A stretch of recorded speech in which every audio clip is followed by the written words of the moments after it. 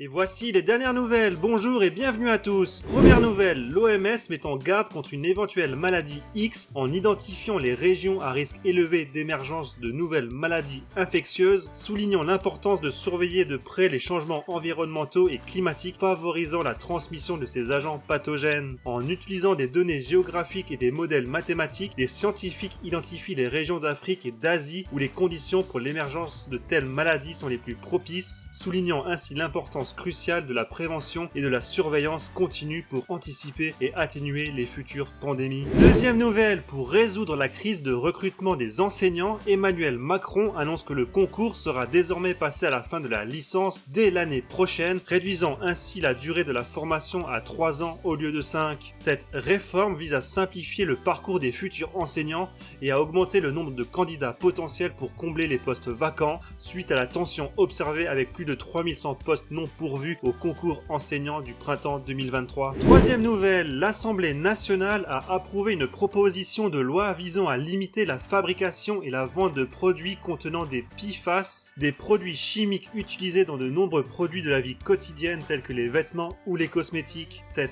régulation entrera en vigueur le 1er janvier 2026, incluant toutefois les ustensiles de cuisine suite à une mobilisation des fabricants malgré les réserves du gouvernement sur certains aspects. Quatrième nouvelle, l'ANSES recommande une surveillance accrue des sites de captage d'eau de Nestlé, citant des préoccupations sur la qualité sanitaire des eaux minérales, notamment des contaminations d'origine fécale. Nestlé assure la sécurité de ses produits mais fait face à des critiques et à une enquête préliminaire pour des traitements illégaux de purification de l'eau. Cinquième nouvelle, en 2023, la production d'informations en France a coûté plus de 3 milliards d'euros, principalement en salaire selon une étude des États généraux de l'information. Les médias emploient plus de 27 000 personnes, avec les coûts salariaux représentant plus de 70% du total. Sixième nouvelle, toujours en France, qui compte désormais 53 milliardaires avec l'arrivée de 11 nouveaux venus dans le classement Forbes, dont des figures telles que les héritiers de Yves Rocher et de Dassault, ainsi que le créateur Christian Louboutin, tandis que Bernard Arnault reste en tête du classement mondial des plus grandes fortunes. Septième nouvelle, l'Union européenne annonce un soutien financier de 270 millions d'euros à l'Arménie, accentuant ainsi son éloignement de la Russie et suscitant des réactions de désapprobation de la part de la Turquie et de l'Azerbaïdjan, historiquement opposés à l'Arménie. Cette décision s'inscrit dans un contexte de tensions régionales persistantes malgré les efforts diplomatiques récents. Huitième nouvelle, l'or a atteint un nouveau record en raison des tensions géopolitiques au Moyen-Orient et de la faiblesse du dollar et du yen, avec le prix de l'once dépassant les 2298 $.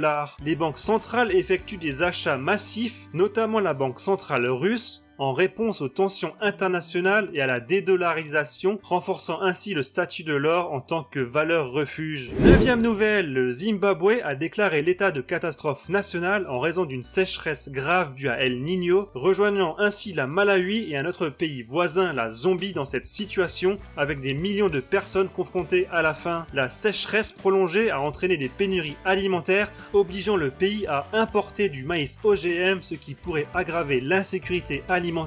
et affecter particulièrement les populations les plus pauvres. Dixième nouvelle, encore au Zimbabwe, en proie à une grave crise économique depuis 2 décennies, a annoncé l'adoption d'une nouvelle monnaie appelée ZiG en remplacement du dollar zimbabwéen dans le but de lutter contre l'hyperinflation et de stabiliser l'économie du pays marquée par des pénuries d'argent et de nourriture ainsi qu'un chômage élevé. Malgré les vastes réserves d'or du pays, les experts restent sceptiques quant à la capacité du Zimbabwe à soutenir cette nouvelle monnaie en cas de volatilité du marché. Et dernière nouvelle, à partir du 25 avril, les visiteurs à la journée devront payer 5 € pour accéder à Venise afin de dissuader le tourisme de masse, une mesure expérimentale qui vise à rendre la ville plus vivable. Cependant, il n'y aura pas de limite sur le nombre de visiteurs pouvant accéder à la ville.